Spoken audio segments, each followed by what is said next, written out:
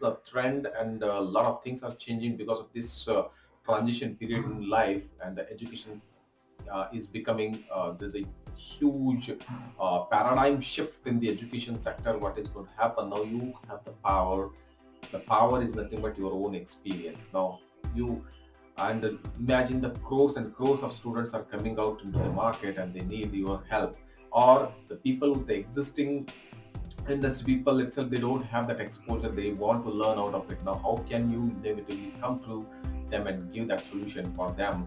That is going to be a defining moment, my dear friends. This is what I really wanted to communicate. So just work on that.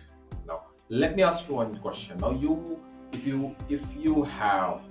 you have experience, then you have the power, because you know what works and what doesn't work. Now, are you willing to really share that to the world? In turn, you have potential to make the revenue for yourself, for your lifetime, and enjoy your life in a fulfilled way.